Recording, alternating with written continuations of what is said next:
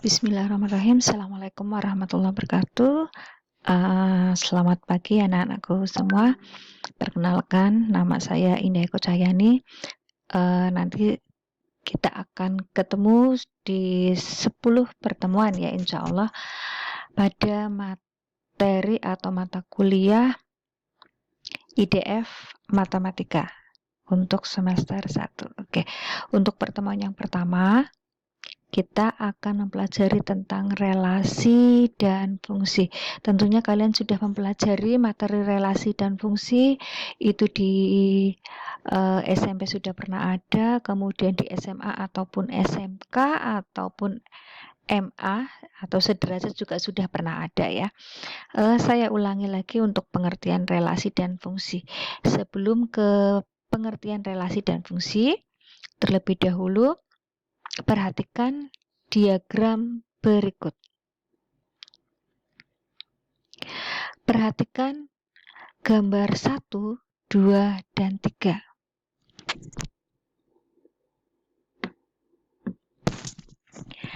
Gambar 1 adalah fungsi. Sebab setiap anggota A hanya berpasangan atau mempunyai kawan tepat satu anggota B. Kalian bisa melihat bahwa anggota A itu hanya mempunyai tepat satu kawan pada anggota B. Ya, ini kita namakan fungsi. Kemudian gambar 2 itu bukan fungsi. Sebab ada anggota A yang mempunyai 2 kawan di anggota B, yaitu B ini sendiri. Kemudian gambar 3 bukan fungsi sebab ada anggota A yang tidak mempunyai kawan di B. Bisa dipahami ya? Nah, sekarang kita lanjutkan pengertian relasi. Relasi atau hubungan ya. Relasi dari dua himpunan A dan B adalah hubungan antara dua himpunan A dan B yang memasangkan anggota-anggota A dengan anggota-anggota B, atau relasi adalah himpunan bagian dari perkalian himpunan. Jadi di matematika juga ada relasi. Mungkin kalian sering menggunakan kata relasi ya. Kita lanjutkan. Suatu relasi dapat dinyatakan dalam bentuk diagram panah, diagram kartesius, atau himpunan pasangan berurutan. Contoh, A sama dengan himpunan bilangan pembagi yang habis dibagi 5. Kemudian B adalah himpunan faktor dari 10. Perintahnya adalah gambarkan diagram panah yang menyatakan relasi dari A ke B dengan hubungan lebih dari. Kemudian, perintah yang kedua, nyatakan relasi tersebut dengan diagram kartesius. Yang ketiga, tuliskan himpunan pasangan berurutnya. Untuk penyelesaiannya, pada himpunan A anggotanya adalah 1, 3, 5, 15. Kemudian B 1, 2, 5, dan 10. Kita buat diagram panah.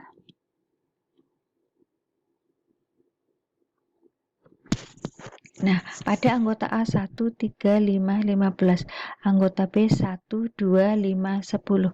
Nah, 3 itu lebih dari 1, 3 lebih dari 2, 5 lebih dari 1, 5 lebih dari 2, dan seterusnya. Kalian nanti bisa melihatnya sendiri. Kemudian diagram kartesius, tadi 3 kan pasangannya dengan 1 ya. 3 dengan 1, 3 dengan 2, 5 dengan 1, 5 dengan 2, dan seterusnya. Bagaimana menuliskan pasangan berurutan atau himpunan pasangan berurutannya? Kita tuliskan 3,1, 3,2, 5,1, 5,2, 15,1, 15,2, 15,5, dan 15,10. Jangan lupa lambang dari himpunan adalah kurung kurawal. Baik, kita lanjutkan pengertian fungsi sendiri. Fungsi disebut juga sebagai pemetaan, yaitu suatu fungsi f dari A ke B adalah relasi yang memasangkan setiap anggota A dengan tepat satu anggota B. Saya ulangi, relasi yang memasangkan setiap anggota A dengan tepat satu anggota B. Ini penulisannya seperti ini ya.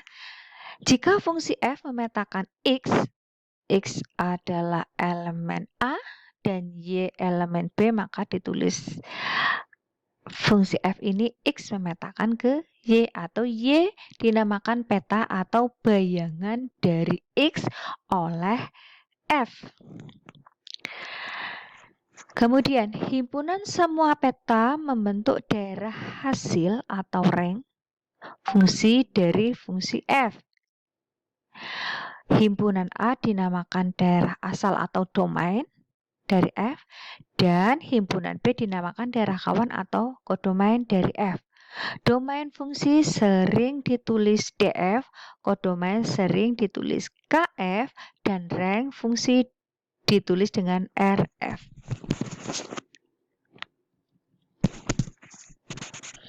Perhatikan gambar diagram berikut.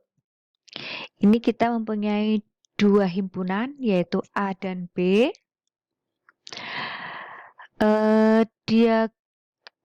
DF-nya atau domainnya adalah A, B, C, D.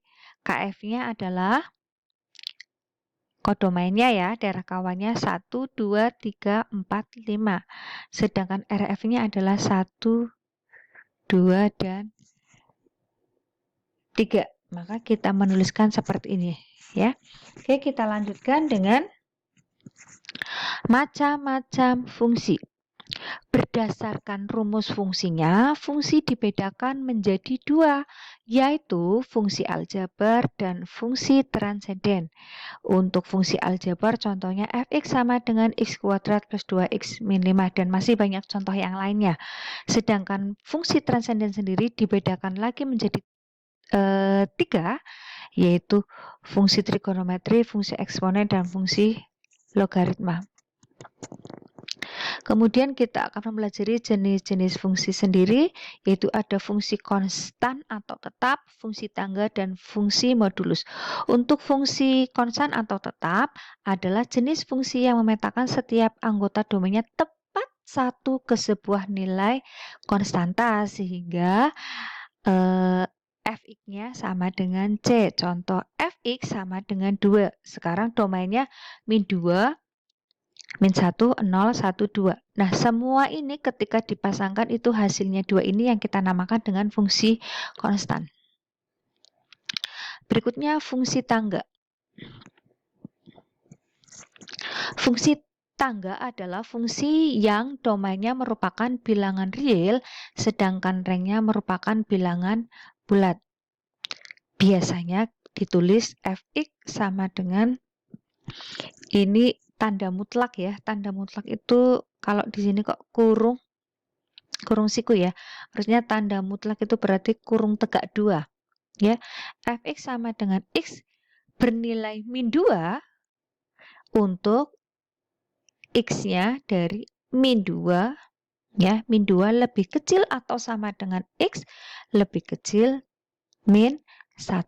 Kemudian fx sama dengan min 1 itu untuk min 1 lebih kecil atau sama dengan x lebih kecil dari 0. Fx sama dengan 0 untuk 0 lebih kecil atau sama dengan x atau sama dengan 1.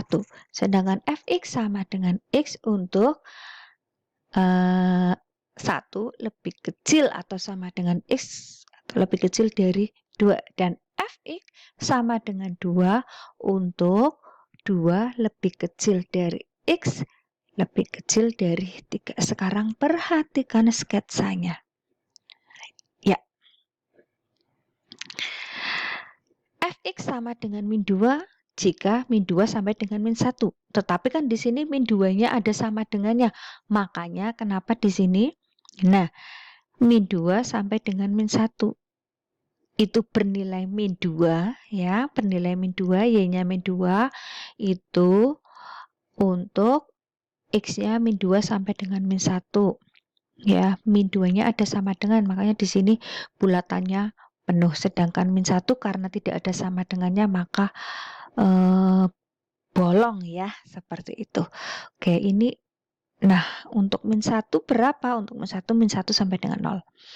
Nah, kalian bisa melihat sendiri, ini namanya fungsi tangga. Baik, kita lanjutkan. Berikutnya adalah fungsi modulus. Fungsi modulus adalah fungsi yang memetakan setiap bilangan real dengan nilai mutlaknya.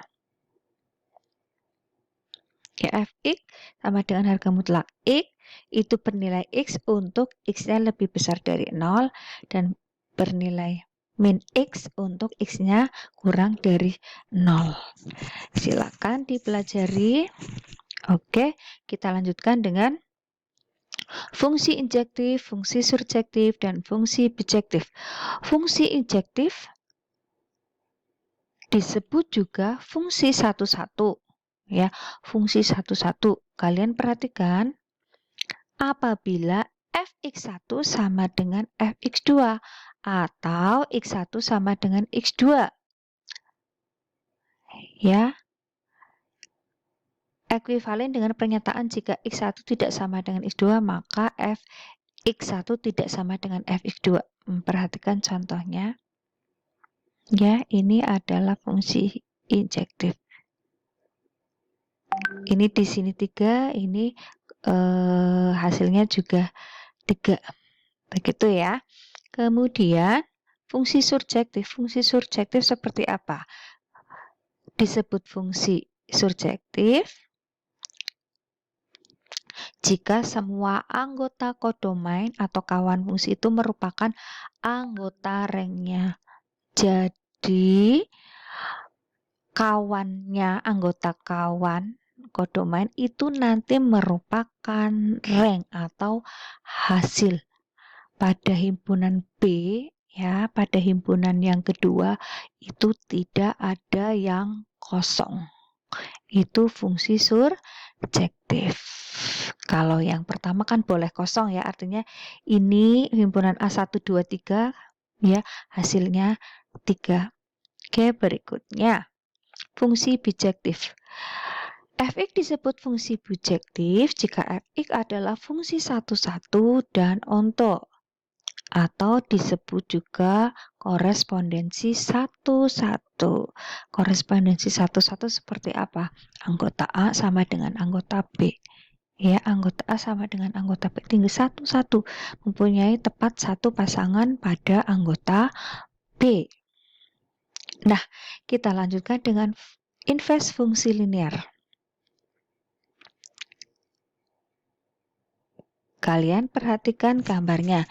Jika F dan G fungsi bijektif, ya, serta F ya memetakan dari himpunan A ke B, maka peta atau bayangan setiap X itu elemen A, ya, elemen himpunan A atau anggota himpunan A adalah Y elemen B yang dituliskan Y sama dengan Fx. Y sama dengan Fx. Oke, jika G adalah fungsi dari B ke A, maka peta setiap Y elemen B adalah X elemen A dan dituliskan X sama dengan GY. Dengan demikian dapat dikatakan bahwa F dan G saling inverse. Fungsi G merupakan inverse dari F, dituliskan G sama dengan F inverse. Ya, ini ditulisnya pangkat min 1 ya, tetapi dibaca F inverse. Dan F merupakan inverse dari G yang dituliskan F sama dengan G inverse. Jadi inverse dari F dinotasikan dengan F inverse ya. Ini gambarnya seperti ini. Oke, contoh.